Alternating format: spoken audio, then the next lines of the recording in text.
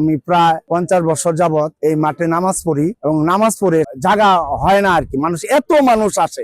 এই মাঠও আমার আব্বাও নামাজ পড়ছে, আমিও নামাজ পড়ছি, আমার ছেলে যায় পড়ে, নাতিরা তুলো পড়ে, অনেক মানুষ হয়, অনেক জায়গা বাড়াইছে, তবু জায়গা হয় না। কিশোরগঞ্জ আমার ডিস্ট্রিক্ট, আমার জেলা, আমার প্রাণের শহর, আমার প্রাণের ঈদগাহ মাঠ।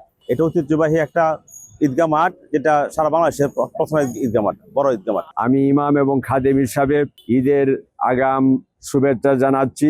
আপনাদের প্রতি আল্লাহ তাআলার বরকত কামনা করতেছি এবং ঈদের নামাজ যাতে শান্তি শৃঙ্খলার সাথে আমরা আদায় করতে পারি সেই তৌফিক আল্লাহ তাআলার কাছ থেকে কামনা করি। আলহামদুলিল্লাহ, এত বড় একটা ইতিহাসের শোলাকিয়া মাঠ, আসলে এই মাঠে তো নামাজ পড়ে অনেক আনন্দ পাই, আর যতদিন বাইচা আছে ইনশাআল্লাহ পড়ার চেষ্টা করব। এখানে লক্ষ লক্ষ মানুষ জমায়েত হয়, তো বড় জামাতে নামাজ পড়তে পারলে সবও বেশি পাওয়া যায়, প্রতিদান বেশি পাওয়া যায়। এই আশা থেকেই, এই চিন্তা থেকেই মানুষেরা এখানে নামাজ পড়তে আসে। রূপচাঁদা ফর্টিফাইড সয়াবিন তেল মানে স্বাস্থ্যকর প্রতিটি ফল।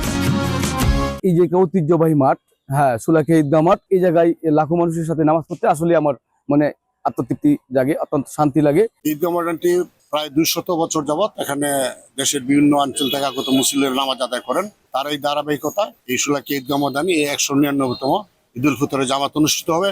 ঈদুল ফিতর জামাতে নামাজ আদায়ের জন্য দেশের বিভিন্ন স্থান থেকে মুসল্লিরা আগমন করেন এবং এই মুসল্লিদের থাকা খাওয়ার সুব্যবস্থা করে থাকেন জেলা প্রশাসন।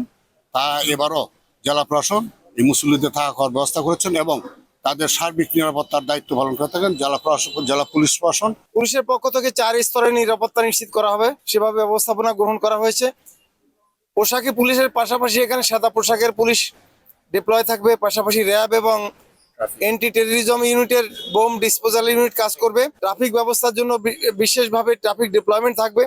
আমরা গেটগুলোতে চেক করার মাধ্যমে এখানে আমরা প্রবেশ করার ব্যবস্থা করব। প্রযুক্তি নির্ভর যে প্রক্রিয়া, এই প্রক্রিয়া অনুসরণ করে পুরো মাঠটিকে আমরা সিসিটিভির আওতায় নিয়ে আসবো এবং এখানে ড্রোনের মাধ্যমে আমরা সার্ভিলেন্স নিশ্চিত করব। এই নিরাপত্তা ব্যবস্থা নিশ্চিত করার মাধ্যমে শোলাকিয়ার ঐতিহাসিক এবং ঐতিহ্যবাহী ঈদের জামাতের নিরাপত্তার পূর্ণ নিশ্চয়তা আমরা গ্রহণ করব। প্রতি বছরের ন্যায় এবারও ঈদুল ফিতর উপলক্ষে সার্বিক নিরাপত্তা নিশ্চিত করতে নিম্নোক্ত নিরাপত্তামূলক ব্যবস্থা গ্রহণ করা হয়েছে।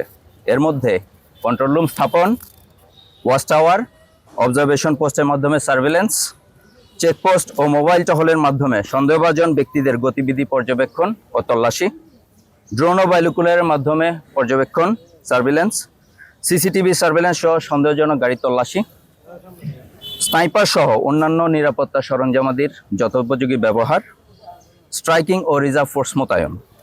এছাড়াও সাদা পোশাকে গোয়েন্দা কার্যক্রম অব্যাহত থাকবে।